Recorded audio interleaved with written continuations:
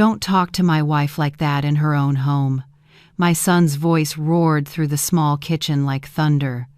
I froze, still holding the watering can over my potted plants. Tears welled up, but I held them back. In just a few months, the little boy I once carried in my arms now allowed a stranger to throw me out of the house I had built with my own hands. That was the moment I understood if I wanted to regain respect in my own home, I'd have to make a decision that might cost me my son. My name is Rebecca. I'm 67 years old. I've worked as a seamstress for 40 years to raise my son after my husband passed away. Every dollar I saved went into building this house. Every brick, every nail came from my hard work. The day my son Daniel graduated as an engineer was the happiest day of my life. Every sacrifice finally had meaning. Then Christina appeared. Daniel met her at a company party, and just 6 months later he announced they were getting married. Christina was 10 years younger, beautiful, charming, and worked as a marketing manager. Everything happened so fast. One afternoon, the two of them sat in my living room to talk about living with me for a while to save money for a house. "It'll be great, Mom," Daniel said excitedly. "We can save money, and you won't have to live alone." Christina smiled softly, but her eyes were cold. Something in that smile unsettled me, but I brushed it off. My son was happy, and for a mother, isn't that what matters most? The first sign came just a week after the wedding. I came home from visiting a friend and found my balcony plants moved. The cacti that needed bright sunlight were now pushed into a dark corner. "Christina, these plants need light to survive," I said gently. She didn't even lift her head from her magazine. Oh, they made the balcony look crowded. I bought a new coffee table, needed space for it. When I saw the table, my heart sank. It was a cold, modern metal piece that clashed with everything in the house, and it sat exactly where my beloved plants had been for 15 years. "Don't you think you should have asked me first?" I asked. Christina finally looked up, her tone flat. Daniel said, "It's fine. After all, this is our home, isn't it?" I swallowed my tears and said nothing. That night, I tried talking to Daniel, but he only shrugged. "Mom, Christina just wants to make it feel like her own space. It's not a big deal." From then on, everything slowly changed. My curtains were replaced with metal blinds. Family photos were removed to make room for lifeless decorations. The kitchen I'd loved for decades was rearranged so that I could barely reach the pots and pans. Every time I spoke up, Daniel got irritated. "Mom, you need to be more flexible. Christina lives here too." What hurt the most wasn't the changes, it was realizing that my opinion no longer mattered. I had become a guest in my own home. One day, I came home from the market and found 3 strange women sitting in the living room, drinking coffee. Christina introduced them as co-workers. They nodded politely, then kept chatting as if I wasn't even there. I quietly went to the kitchen, but their voices carried. "I don't know how you managed to live with your mother-in-law," one of them said. Christina sighed. "It's tough. She controls everything, complains all the time, but luckily it's temporary." "When are you two moving out?" "We're still looking, hopefully soon." I'm tired of explaining to her how I clean, when I eat, even what I eat. I froze, still holding a can of beans. I'd never demanded explanations for anything. Tears slid down my face, but I stayed silent. That evening, I tried to talk to Daniel. "Son, I heard Christina isn't happy living here." Daniel put his fork down and looked at her. She immediately played the victim. "I just said it's a bit hard. Sometimes. I'm used to more independence. But Christina, I said, I've never complained or tried to control you. Daniel frowned. Are you calling my wife a liar? His voice was sharp, unfamiliar. Christina lowered her head, pretending to be hurt. Mom just needs time to adjust. Daniel said. She's trying her best. You should be more understanding. I was speechless.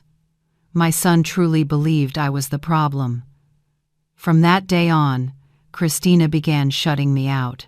She cooked only for the two of them and left leftovers for me. If I tried to talk about a show on TV, they'd change the channel. The house I once loved had become a stranger's place. One Sunday afternoon, I came home from church and saw all my garden pots shoved into a corner. Christina, what happened to my plants? I asked. She was sitting beside Daniel, flipping through a home decor magazine. Oh, I needed space for the new grill I bought. Those old pots were in the way. I was stunned. Some of those were gifts from Daniel's father before he passed. Christina sighed, sounding bored. This house needs an update, Rebecca. No one keeps such an old-fashioned garden anymore. The grill will raise the property value. Anger surged in me. This is my house. You can't just remove things that belong to me. Daniel jumped up, face flushed. Don't talk to my wife like that in her own home. It's her house too. She has every right to change things. I froze. Her house? My voice trembled. Daniel, this is my home. Letting you stay here doesn't mean, oh, here we go again. Daniel interrupted. Maybe we should move out if it bothers you so much. Christina quickly grabbed his hand, pretending to calm him. It's okay, honey. Your mom's just having trouble adjusting because of her age. That condescending tone shattered something inside me. I ran to my room and cried like a child, not because of the plants, but because I realized I had truly lost my son to a woman who was erasing me piece by piece. That night, I made my decision. The next morning, once they left for work, I called a locksmith. I want every lock replaced today. 2 hours later, a middle-aged man arrived.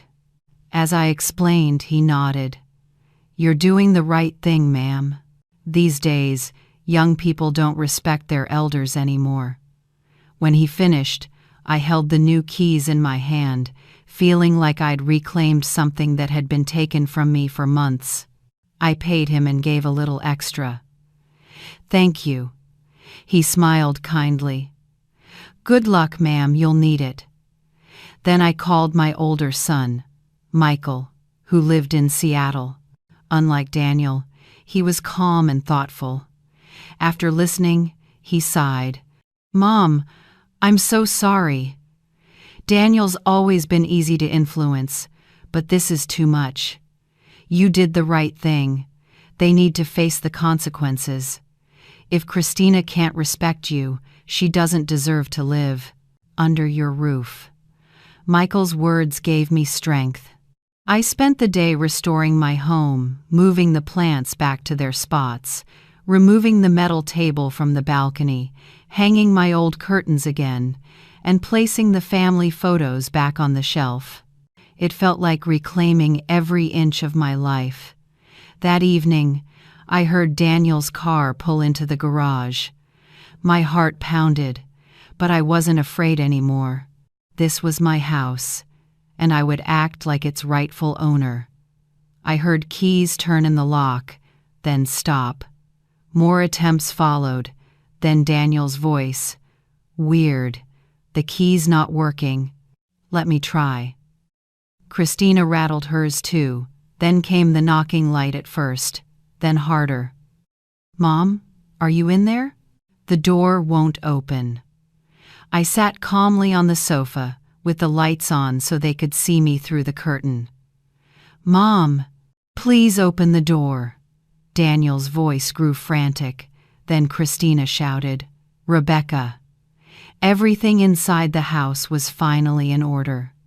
I walked to the papative door but didn't open it. "Everything's perfectly fine," I said evenly. "I just changed the locks." There was a pause, then Christina shrieked, "What did you just say? Rebecca, what kind of joke is this? Open the door right now." Daniel sounded more confused than angry. "This isn't a joke, son. I've decided only people who respect me can live in this house. Since you've both proven otherwise, you're no longer welcome here." "Mom, this is insane. It's raining out here. Please open the door." The rain had begun to fall lightly, cold against the porch. My heart ached, but I stayed firm. "Daniel, you have a good job and some savings. You two can stay at a hotel tonight. We'll talk tomorrow." "I can't believe this," Christina yelled, panicked. "You can't throw us out like this. It's illegal." "Actually, it's not," I replied calmly. "This house is in my name. I pay all the bills. You two don't contribute a single dollar, so legally, you're just guests. I have every right to decide who stays here." I heard their arguing fade, then footsteps moving away. Minutes later, their car started and drove off. I sat down, trembling. I had really done it. Part of me wanted to run after them, apologize, beg them to come back. But the stronger part knew this was the only way to reclaim my dignity. That night, I slept peacefully for the first time in months. The next morning, the house was quiet, serene. I made myself coffee, savoring the feeling of being in my kitchen without Christina's judgmental stare. Around 9 a.m., the phone rang. It was Daniel. His voice sounded tired, defeated. "Mom, we need to talk." "All right," I said. "Come at 2 p.m. Alone. But Christina, just you, or there's no conversation." A long pause. "Okay, I'll come." At exactly 2 p.m., the doorbell rang. When I opened it, my heart ached. Daniel looked as if he'd aged 10 years overnight stubble. On his chin, dark circles, wrinkled shirt. "Come in," I said softly.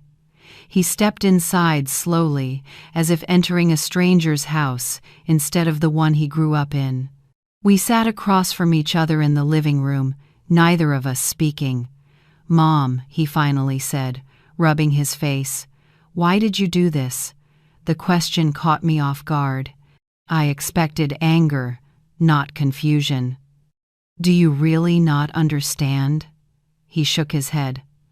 "I know you and Christina had disagreements, but kicking us out." "Disagreements?" My voice broke. "Christina has disrespected me for months. She's changed everything in this house without asking, gossiped about me with her friends right here in this living room, and shut me out of my own meals. And yesterday, when I tried to protect the plants your father gave me, you yelled at me like I was a stranger." Daniel bowed his head, avoiding my eyes. "Christina said you were controlling, that you never let her do things her way. And you believed her without even asking me." He stayed silent, and that silence was my answer. "Daniel, I built this house with my own hands after your father died. I worked 3 jobs to pay for your education. All I ever wanted was your happiness, but that doesn't mean I have to be treated like garbage in my own home."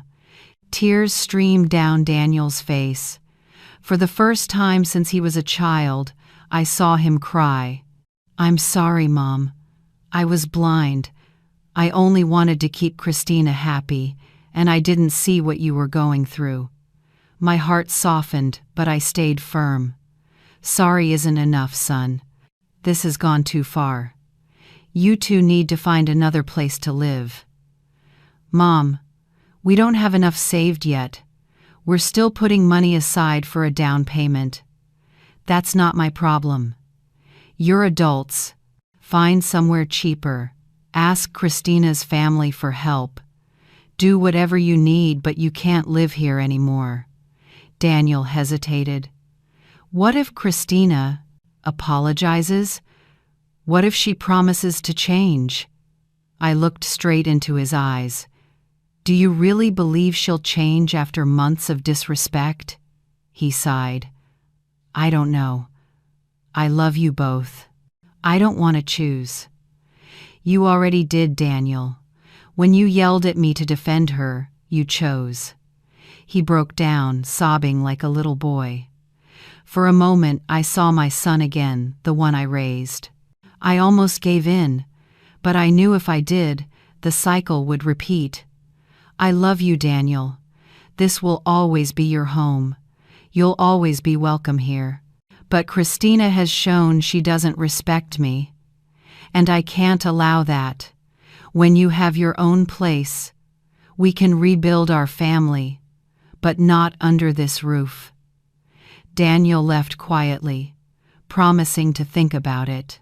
In the following days, he called several times, asking me to reconsider, searching for another solution. I stood firm.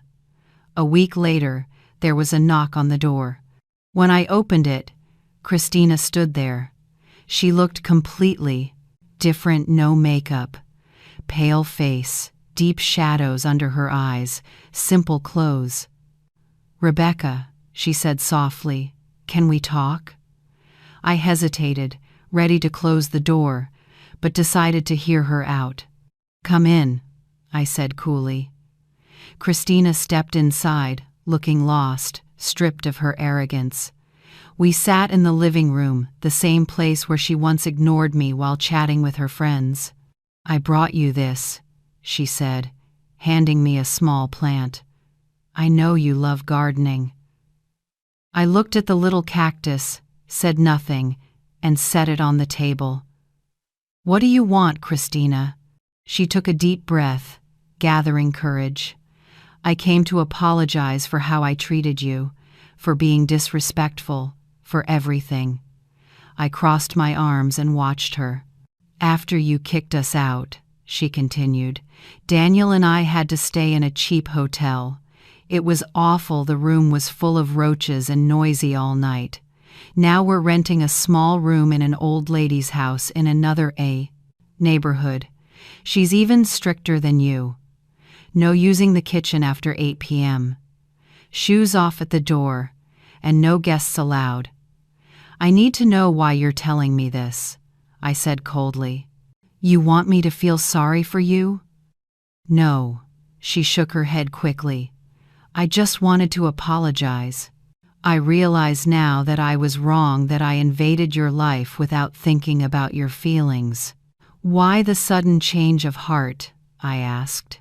2 weeks ago, you were calling me a cranky old lady."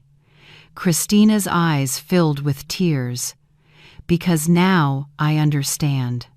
Daniel told me you worked 3 jobs after your husband died, sold your jewelry to pay for his tuition, and built this house piece by piece. You created everything here, a life, a family, a home. And I came in acting like none of it mattered." Her voice sounded sincere, but I stayed cautious. "How do I know you're not just putting on a show?" "I can't prove it with words, only actions. If you'll give me a chance." "A chance for what?" "A chance to show you I can respect you, that I can be a decent daughter-in-law, that I can belong to this family without trying to change it." I looked deep into her eyes. There was something different this time, a touch of humility. "Does Daniel know you're here?" "No," she replied. "He's at work." I thought it was best if we women talked honestly. Just the two of us. That honesty surprised me. She used to hide behind my son whenever conflict arose. "Listen, Christina," I said slowly. "You hurt me deeply. Feeling erased in my own home isn't something that fades easily. An apology and a potted plant can't erase that. I understand, she said softly. And I'm willing to do whatever it takes to make it right. First of all, I said, this is my house. I decide everything that happens in it. If you want to make changes, you ask, and you respect my final decision. Christina nodded. Quickly. Second, I expect respect. No bad-mouthing me, no excluding me from meals, and no touching my belongings without permission. Yes, Rebecca, I promise. Lastly, this is your final chance. If I ever feel disrespected again, there won't be another conversation. You and Daniel will have to leave immediately. I understand, she said seriously. And before I make a final decision, I want to meet with both of you together. Daniel also needs to face what he's done. I can call him right now, Christina said, pulling out her phone. No, I interrupted. We'll do this properly. Tell him to come here tomorrow evening at 7 p.m. Dress appropriately. This isn't a casual visit. Christina stood up, looking genuinely relieved. Thank you for giving me this chance, Rebecca. I promise you won't regret it. When she left, I felt drained but oddly hopeful. Maybe, just maybe, something good could grow out of this painful mess. That night, I called my older son, Michael, and told him about Christina's visit. Are you sure about this, Mom? He asked, sounding worried. People don't change overnight. I know, son, but everyone deserves a second chance. I haven't promised anything yet. I just want to see how Daniel behaves tomorrow. All right, he said. Just be careful. Don't let things slip back to how they were. Don't worry, I've set my boundaries clearly. The next evening, right at 7 p.m., the doorbell rang. When I opened the door, Daniel and Christina stood there side by side, both tense. Daniel held a bouquet of white lilies, my favorite flower. Come in, I said, smiling faintly as I took the flowers. We sat in the living room, they on the sofa, I in my familiar armchair. The silence hung heavy before Daniel finally spoke. Mom, I want to start by saying, I'm sorry. There's no excuse for how I treated you. You gave me everything, always put me before yourself. And I yelled at you, in your own home. His voice cracked. I'm ashamed. What hurt me the most, I said calmly, wasn't your yelling. It was that you stood by while someone disrespected me for months and did nothing. I know, Daniel admitted, eyes cast down. I was so focused on keeping Christina happy that I ignored what you were going through. Maybe I saw it, but I didn't want to face it. Christina told me you two still haven't found a place to live, I said. That's right, Daniel nodded. Rent is too high. We're trying to save for a house instead of wasting it on rent. I understand, I said. So what is it you're asking from me? They exchanged a glance, then Daniel spoke. We're just asking for one more chance to prove that we've learned our lesson, that we can live with you respectfully. Christina added, I told him everything you asked for, and he agrees with all of it. Good, I said, looking directly at Daniel. But I have one more condition. If there's ever a disagreement between me and Christina, you don't automatically take her side. You listen to both and be fair. Daniel nodded firmly. I promise, Mom, I won't make that mistake again. All right. I exhaled. You can come back tomorrow. I just need some time to prepare. Christina's eyes widened. Really? You'll give us another chance? Yes, But remember, this is the last one. If I feel disrespected again, there will be no discussion. You'll leave immediately." Both of them agreed, thanking me over and over. As they were about to leave, I asked Daniel to wait on the balcony. I wanted a private word with Christina. When we were alone, I looked straight at her. "Christina, I've realized something these past few days. You've never really had a true home, a close family. That might explain your behavior, but it doesn't excuse it.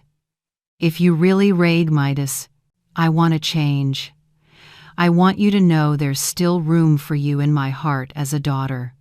Not to replace anyone, but to build something new together." Tears filled Christina's eyes. In that moment, I saw beyond her pride a lonely woman who never knew what family truly meant. "Thank you, Rebecca," she whispered. "I'll do my best to deserve that place." The next day, Daniel and Christina returned with their luggage. Adjusting wasn't easy. There were still small clashes, but they handled them with respect and communication. To my surprise, Christina really tried. She began asking me for advice on keeping the house tidy, invited me to watch TV shows with her, and listened when I talked about my life. A month later, I found her looking through my old photo album. I stiffened, remembering how she used to sneer at my things. "I'm sorry, Rebecca," she said, closing the album gently. "I shouldn't have looked without asking." "It's all right," I said, sitting beside her. I was just surprised.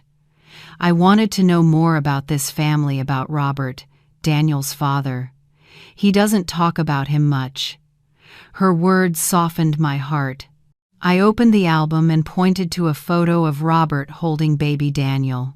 He was a good man, hardworking, honest. He died at 42, a construction accident.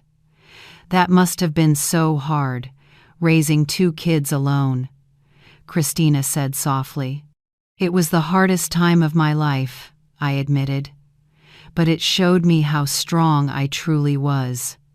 She fell silent for a moment, then whispered, "Maybe that's why I acted the way I did. I felt threatened by your strength, by the history of this house. I felt like I didn't belong." "Christina," I said gently, "a home isn't built by erasing the past. It's built by adding new memories to it. You and Daniel can create a future here without destroying its foundation." She nodded, truly understanding for the first time. In time, I realized not only she had changed, I had too. I became more open, allowing them to redecorate their bedroom, add a few modern shelves to the living room, as long as the family photos stayed. I even agreed to a backyard grill, as long as no one touched my cherished plants. Daniel also returned to being the loving son I remembered. On Sunday mornings, we had breakfast at the farmer's market like we used to. Sometimes Christina joined us. Sometimes she let us have our time alone. 6 months after the lock incident, they invited me to dinner. I knew it was something important. When Christina brought out dessert, the flan she'd learned from my recipe, Daniel took her hand and smiled. "Mom, we found an apartment. We signed the lease yesterday."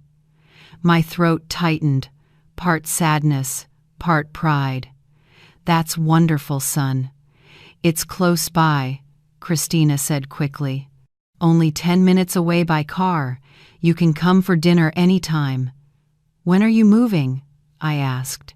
"In 2 weeks, Daniel replied. "But there's one more thing, Mom." They exchanged a look before Christina said softly, "I'm pregnant. We're having a baby." Tears filled my eyes. My first grandchild was on the way.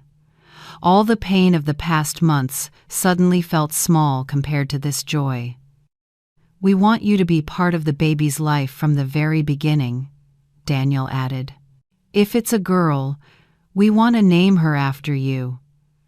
I hugged them both tightly, overwhelmed with love. After all the storms, we had finally found balance again. That night, lying in bed, I thought about everything from hurt to understanding, from conflict to peace, from boundaries to true connection. I realized that sometimes you have to draw a line so that healthy relationships can grow. The house I once built with sacrifice was still my refuge, but now it was also a cradle for new memories, a bigger family, and a future I couldn't have imagined 6 months earlier. And it all began the moment I had the courage to say no, the moment I refused to be erased in my own home. The boundary Daniel once crossed turned out to be what helped us all see where limits belong to build something lasting. On the morning they moved to their new place, I helped carry the last boxes to the car, hiding my tears. "Mom," Daniel said, hugging me tightly, "this isn't goodbye. We're only 10 minutes away." "I know," I smiled. "It's just I'll miss hearing your footsteps around the house." Christina, 4 months pregnant, walked over with a gentle smile. "Rebecca, remember Sunday lunches at our place and Wednesday dinners here?" I nodded, wiping away a stubborn tear. "And call me if you need anything." "We promise," they said in unison. I stood on the driveway, watching their car disappear around the corner. When I went back inside, the house felt strangely quiet. I spent the day rearranging things, putting books back on the shelves, moving the plants into the sunlight, returning everything to its place. Those small acts brought peace to my heart. That evening, I was sipping tea and watching my favorite show when I got a message from Christina. It was a photo of their new apartment with a caption, "Missing your warmth. Can you help us decorate this weekend?" I smiled. Who would have thought that the woman who once mocked my decor would now ask for my help?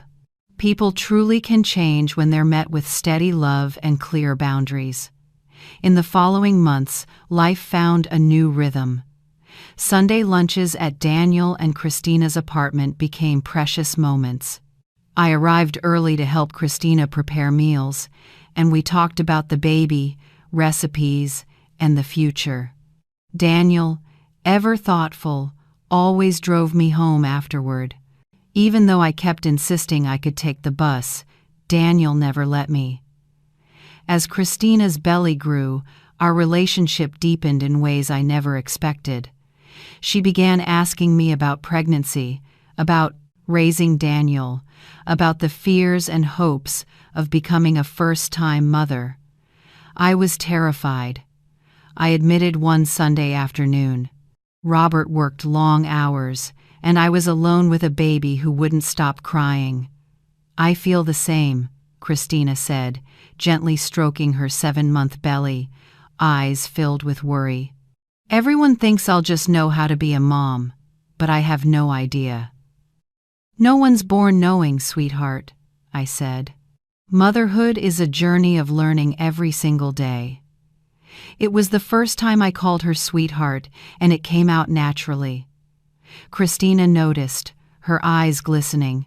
"Thank you, Rebecca," she whispered, "for giving me a second chance, for being here with me." I held her hand. "That's what family does, Christina.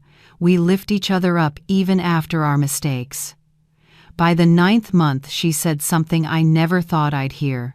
"Rebecca, I want you in the delivery room with me and Daniel." I froze. "Are you sure? That's a very private moment." "I'm sure. You're the only mother who truly cares for me. I want you there to welcome your granddaughter." We already knew it was a girl, and just as they'd promised, they would name her Baby Lucia. 2 weeks later, in the middle of the night, the phone rang. Daniel's anxious voice came through. "Mom, Christina's water just broke. We're heading to the hospital." "I'm on my way," I said, throwing on my coat. I arrived almost at the same time they did. Christina was in a wheelchair, her face contorted in pain. Daniel stood beside her, panicked just like Robert had been years ago. "Breathe, stay calm," I told her, holding her hand. "Remember the breathing exercises we practiced?" Christina nodded, trying to keep her rhythm as the nurse pushed her into the delivery room. The next 8 hours were intense and emotional. Christina was stronger than I ever imagined, facing every contraction with remarkable courage. Daniel, though nervous at first, quickly found his place steady, patient, loving. And me, I thought I'd just stand by and watch, but I ended up holding her hand, wiping her sweat, encouraging her over and over. "You can do this, sweetheart," I blurted out. Christina squeezed my hand and looked straight into my eyes. "You just called me your daughter." "Yes," I said softly, "because that's how I see you now." With one final push, the sound of baby Lucia's first cry filled the room. When the nurse placed her in her mother's arms, all three of us cried out of joy, exhaustion, and love. "Hello, baby Lucia," Christina whispered, then turned to me. "Would you like to hold her?" My hands trembled as I took the baby, gazing at her tiny wrinkled face, red and soft just like Daniel's when he was born, and my heart overflowed with love. "Welcome to the family, little Lucia," I whispered, kissing her forehead gently. Looking at Daniel, Christina, and my newborn granddaughter, I realized that every hardship we had faced was only a necessary part of the journey that led us here to this moment of love and connection. The months that followed were a blur of diapers, bottles, sleepless nights, and indescribable joy. I was always ready to help, but I also gave them space to learn how to be new parents. Christina amazed me. She became a tender, devoted mother. Daniel was like his father, caring, protective, and steady. About 6 months later, one afternoon, Christina appeared at my door holding baby Lucia, her face pale and tired. "I'm sorry for showing up without warning," she said, her voice trembling. "Lucia's had stomach pain since yesterday, and I can't calm her down. Daniel's in a meeting, and I didn't know what else to do." "Come in, sweetheart," I said right away, opening the door wide. "You did the right thing." I took the baby and gently rocked her in my arms. Christina collapsed onto the couch, exhausted. "I don't know how you did it," she sighed. "Raising 2 kids, working, keeping the house together. I can barely handle one." I smiled, still rocking Lucia, who was beginning to settle. "You'll get used to it. And remember, no one has to do it alone. That's what family is for." Christina looked at me with teary eyes. "You always call me your daughter now."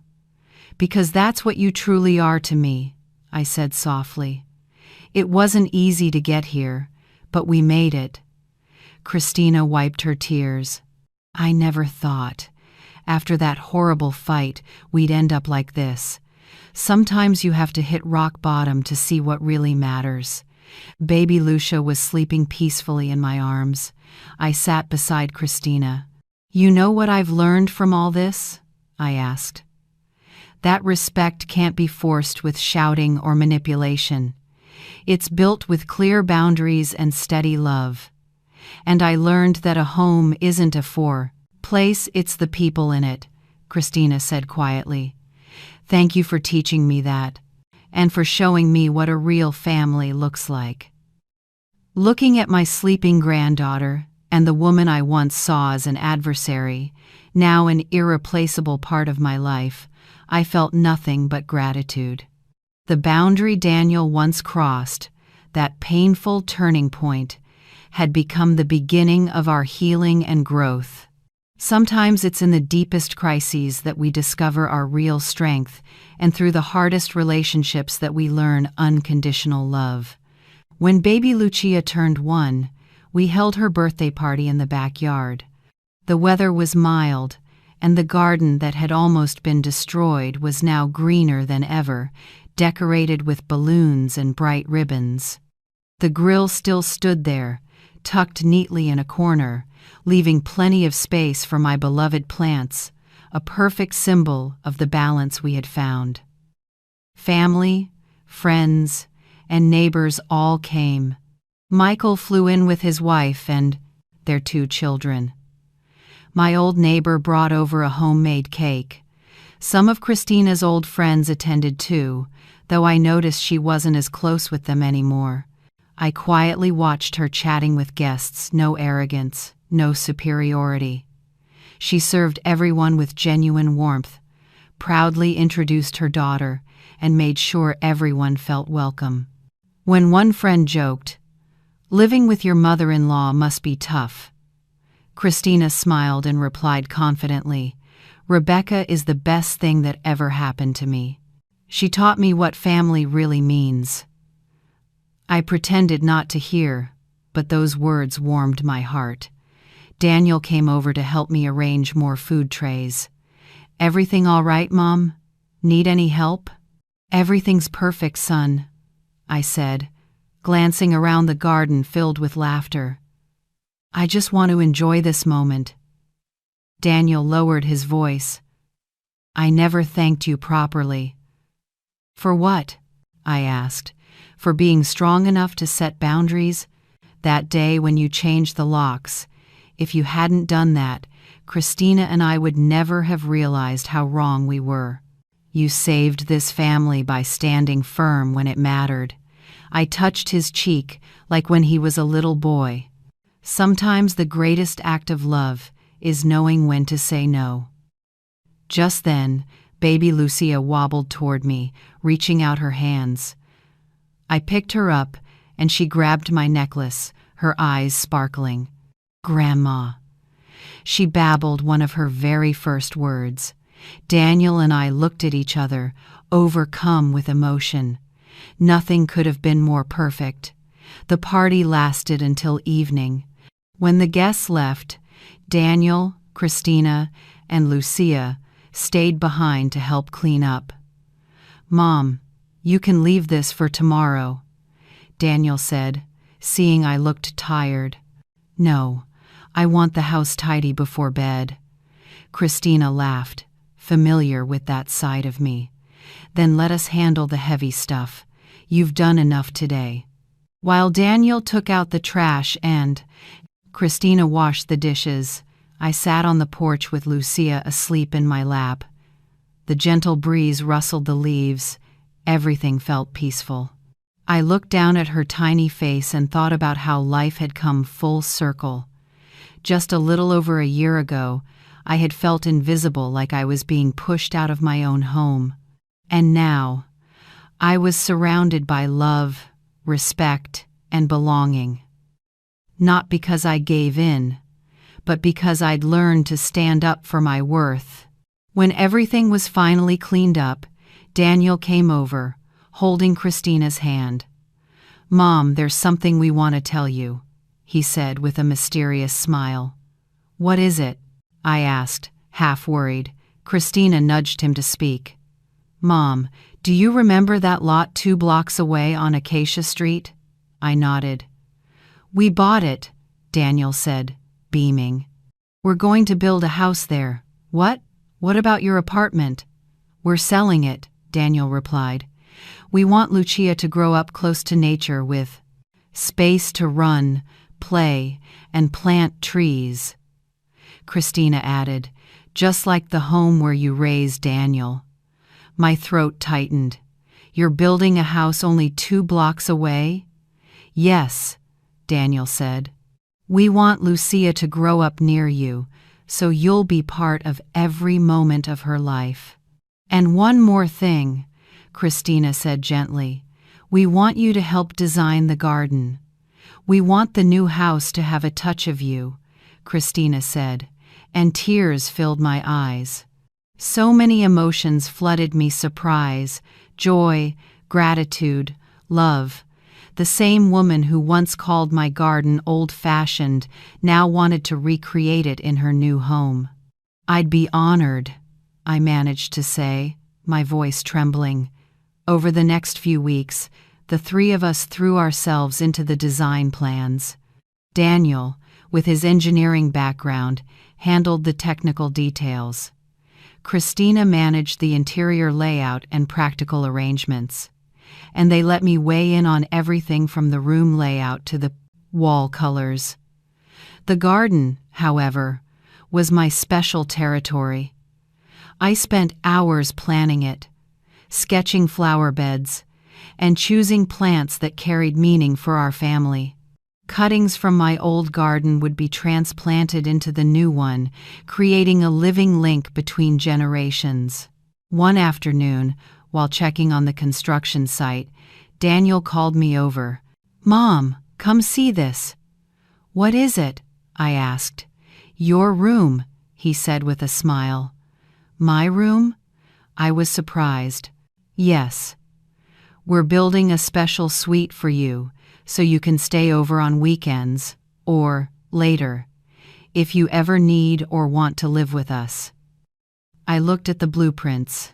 It was a spacious room with a private entrance, a view of the garden, and even a small study area. "Son, that's not necessary. I have my own house." Christina spoke softly. "We know you love your home, Rebecca. We're not asking you to leave it. We just want you to know there will always be a place for you here, anytime you Abraham. I want to come." I understood what they weren't saying. They were thinking about my future, my old age, the lonely days that might come. But they weren't doing it out of duty. They were doing it out of genuine love. All I could say was, "Thank you." Daniel hugged me tightly, and Christina joined in. Little Lucia, playing nearby, ran over and wrapped her tiny arms around our legs, wanting to be part of the moment, even if she didn't understand it. The house took nearly a year to finish. During that time, our bond grew even stronger. Daniel and Christina often had dinner with me, and I babysat Lucia when they had to meet with the builders. Sunday lunches continued to alternate between our homes. Christina became interested in sewing, something I'd loved my whole life. "Would you teach me?" she asked shyly. "I've always admired it, just never had the patience to learn." "Of course," I said, smiling. "We can start with something simple like a little dress for Lucia." Our sewing sessions on the porch soon became a weekly ritual. Christina was diligent and surprisingly patient. Sometimes I'd look at her and think back to the proud, dismissive woman who had first entered my house 2 years ago, and I couldn't believe she was the same person. "What are you thinking about?" Christina asked one afternoon, noticing my quietness. "I'm thinking about how people can change when they're in the right environment," I said. She smiled. "Like plants, right? They just need the right soil, enough sunlight, and someone who knows how to care for them." I nodded. "Exactly. You know, Rebecca," she said softly, "I never had that before, a place where I could just be myself without trying to prove anything." "And who do you think you are now?" I asked, genuinely curious. She paused her stitching, thinking deeply. "A woman who's less afraid, less defensive. Someone who doesn't need to step on others to feel important. Someone learning to be a good mother, a good wife, and a good daughter." I reached over and squeezed her hand gently. No more words were needed. The move-in day came with a radiant spring. The flowers we had planted bloomed brightly, as if celebrating this new beginning. I had helped them clean, arrange the closets, and prepare every small detail. While we unpacked dishes in the spacious kitchen, Christina said, "Rebecca, I'd like your help with something special." "Of course, sweetheart." She led me to a blank wall in the living room, where several wooden boxes were stacked. "I want to make a memory wall with photos of both our family's special moments, from when Daniel was a baby to when Lucia was born, kind of like a visual family tree. Will you help me choose the pictures?" I was deeply moved. It was hard to believe this was the same woman who once hid my photos away for being too outdated. "I'd be honored," I said. We spent the whole afternoon looking through old albums. I showed her pictures from my wedding with Robert, baby photos of Daniel, little Michael learning to walk, snapshots of the house being built decades ago. Christina shared a few childhood pictures of her own rare ones, where she looked serious and distant. "We don't have many family photos," she admitted, a bit embarrassed. "My parents divorced when I was 7, and after that we were hardly ever together for pictures." Then I understood why she'd been so guarded, so defensive, why she'd struggled to believe in family bonds. She had never known what a stable home felt like. "Well, we'll change that from now on," I said, holding her hand. "Lucia will have so many family photos we won't have enough walls to hang them." Christina laughed through tears. "Thank you, Rebecca, for not giving up on me, even when I was unbearable. Family doesn't give up on each other. Sweetheart, even when things get hard." When the memory wall was complete, it was breathtaking. A lifetime arranged in one collage: joy, loss, growth, and healing. At the center was a recent photo of the 4 of us, me, Daniel, Christina, and Lucia, sitting in the garden on Lucia's birthday. "Perfect," Daniel said, admiring it. "That's exactly what we wanted this house, to be a place that honors the past while building the future." The new house quickly became the heart of our family. I still lived in my own home, independent as ever, but I was there almost every day helping with Lucia, tending the garden, or sharing dinner. My room was always ready, with fresh sheets and a vase of flowers on the nightstand. Sometimes I stayed overnight, especially on rainy nights or when conversations ran late. One evening, after a particularly lovely dinner, I sat on the porch under a sky full of stars. Daniel had just put Lucia to bed, and Christina brought out 2 cups of tea.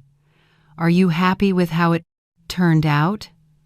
I asked, gesturing toward the softly lit house. "More than I ever imagined," she said, handing me a cup. "But the best part isn't the house itself, it's what it represents." "What does it represent?" I asked. Christina gazed at the sky, her voice quiet. "A new beginning, a chance to rebuild, to create something I never had before." We sat in silence for a while, listening to the crickets. Then she said softly, "Rebecca, do you remember the day you changed the locks?" "How could I forget? It was one of the hardest days of my life." "For me too," Christina said with a sad smile. "I was furious back then. I thought you were cruel. But now I understand it was the greatest act of love anyone's ever done for me." I was taken aback. "Love?" "Yes," she nodded. "You were the first person who ever set boundaries with me. The first who didn't cave when I tried to control everything. You taught me that respect has to be earned, not demanded. You were the first person who loved me enough to say no when I was wrong." Her words left me speechless. I had never thought that what I did could hold such meaning, but she was right. Sometimes love means setting boundaries even when it hurts, even when you're terrified of losing someone. Christina went on, "That night, after we couldn't get inside the house, Daniel and I had a terrible fight. He blamed me for making him lose his mother, and I blamed him for not defending me. We said awful things to each other. "I'm sorry you both went through that," I whispered. "Don't be, it was necessary." That night was our rock bottom. In that shabby hotel room, I watched Daniel sleep after crying all night and asked myself, what am I doing with my life? Why am I pushing away the one person who's always been there for me? And from that moment, I started to change. Not quickly, not easily, but little by little. I had to face my fears, my anger, and my past. But every time I saw Daniel happy because we had made peace with you, I knew it was worth it. For the first time, I truly felt like I belonged to a real family. Daniel stepped onto the porch and sat beside us. "Lucia's asleep," he said, smiling. "What are you two talking about?" "The night you changed the locks," Christina answered with a small laugh. Daniel grimaced. "The night we almost lost everything." "That wasn't the night we almost lost everything," Christina said gently. "It was the night we started rebuilding what we have today." Daniel took my hand. "Mom, I never thanked you properly for doing that. Back then, it felt like my whole world collapsed, but you were right. We needed that wake-up call." "It was a huge gamble," I admitted. "I was afraid I'd lose you forever." "You never could," Daniel said firmly. "We're family, and no matter how far we drift, family always finds its way home." Sitting there between the two of them, feeling their genuine love and respect, I felt grateful that I'd once been brave enough to protect my own dignity. If I had stayed silent and accepted humiliation just to keep a false sense of peace, we would never have built the bond we have today. Our family life gradually found its rhythm again. Lucia, months old, loved playing in the garden that Christina and I tended together. She mimicked the grown-ups picking up leaves, wiping tables, and made everyone laugh. One afternoon, while I was tidying up at Daniel's house, I noticed an envelope on the table. Inside was an invitation to Christina's graduation ceremony. She had finished her master's degree in business administration while working full-time and caring for her family. Christina walked in and saw me holding the envelope. She smiled. "I was going to surprise you. I'm so proud of you," I said sincerely. "Doing all that under your circumstances is remarkable. I couldn't have done it without you," she said firmly. "You helped with Lucia. You inspired me. You're my role model, you know that?" "Me?" I asked, stunned. "Yes," she said.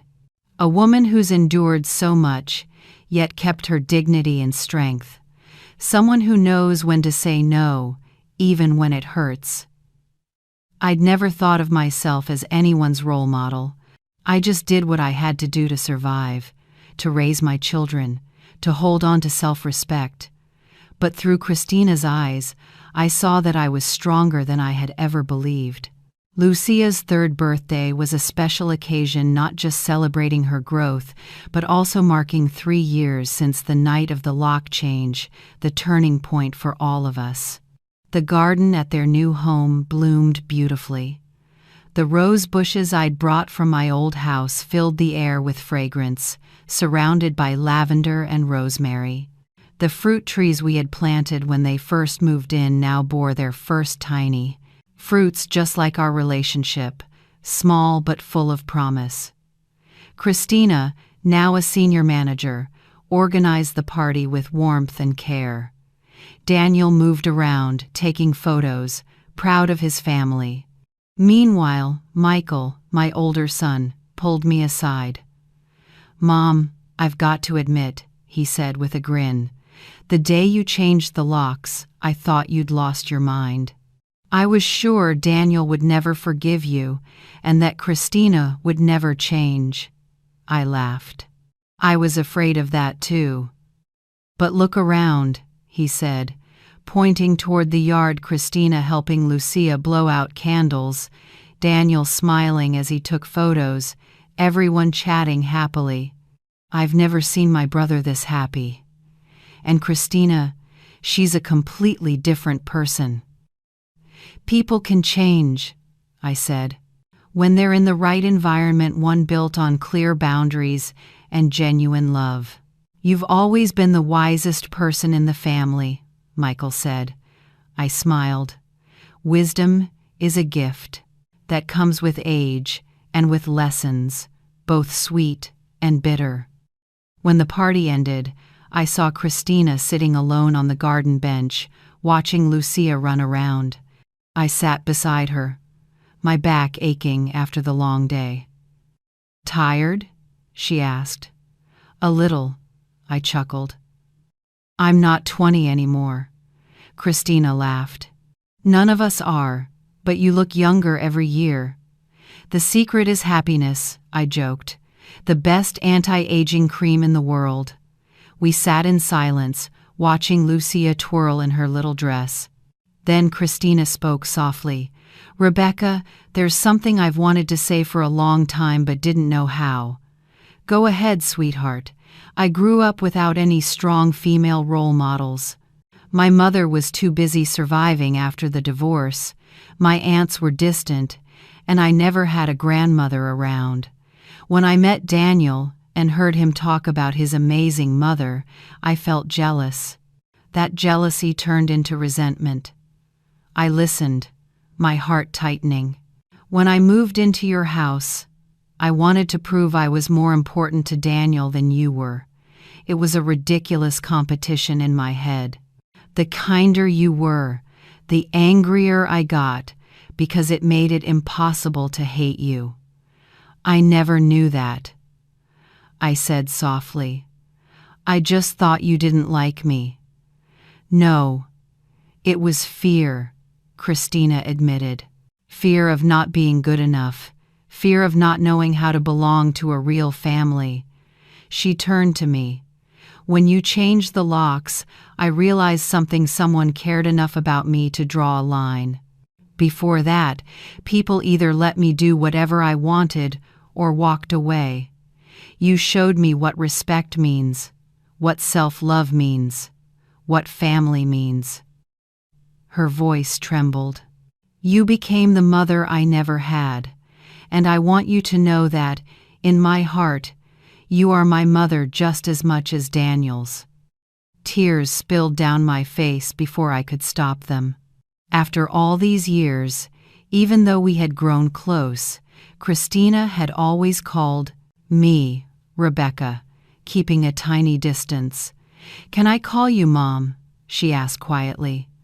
Nothing would make me happier, I said, pulling her into my arms. Two women who once stood on opposite sides now held each other like true mother and daughter. Lucia ran over, her face glowing in the sunset. Grandma, Mommy, look! She held up a tiny succulent sprouting in a pot. Can I plant it in my own little pot? Of course, sweetheart, Christina said, lifting her up. Grandma will teach me, right? Absolutely, I said, stroking her cheek. In our family, that's how everything begins. We plant, we care, and we watch things grow. Daniel came out of the house carrying a few plates. Seeing the three of us together, he smiled. Here are my 3 favorite girls. What are you planning now? We're making plans, Christina said with a teasing glance at me. For the garden and for our family's future. Daniel set the plates down and sat beside us. Lucia crawled into his lap, proudly showing him her little plant. Mom, Daniel said, brushing his daughter's hair. I remember you once said that a garden is like a family. It needs strong roots, daily care, patience through the dry seasons, and wisdom to know when to prune and when to let it grow. I laughed. That sounds exactly like me. And you were right, Daniel said. The golden sunset bathed the garden in warm light, revealing the traces of time on all our faces. On mine, the lines of labor, loss, and hard-won peace. On Daniel's, the calm maturity of a man who'd learned to balance love and respect. On Christina's, the quiet beauty of deep transformation. And on Lucia's, pure innocence and a wide-open future. Who would have imagined that the lonely night I changed those locks would become the beginning of everything beautiful that followed? Who could have guessed that the moment I thought I'd lost my son forever was actually when I gained not only him, but a daughter in my daughter-in-law and a grandchild who brought light into the twilight of my life? Life rarely goes the way we plan. It's the unexpected turns, the desperate choices we make in our darkest hours that lead us to the most beautiful places. My journey with Daniel and Christina taught me that real love isn't just about comfort or sacrifice. It's about having the courage to draw boundaries, to say no when it's necessary, and to protect what truly matters. Above all, I've learned that it's never too late to heal, to begin again, to bloom. Like the flowers in my garden that survived storms and scorching summers, my family has weathered its own seasons and grown stronger and more radiant than ever. Looking back, I understand that sometimes love isn't just about giving, it's about knowing when to stop, when to say, enough, so that everyone can learn respect. Families aren't perfect, but if we're brave enough to set boundaries with love, that can be the first step toward healing. I once feared losing my son, but in truth, what I lost that day was only my silence and submission. In return, I gained a real family, one where love exists not out of obligation, but out of understanding. And what about you? Have you ever had to set boundaries with the people you love to find peace again? Share your thoughts in the comments. I'd love to know what you felt while listening to this story.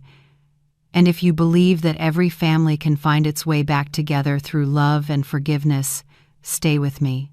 Let's keep listening, learning, and healing one story at a time.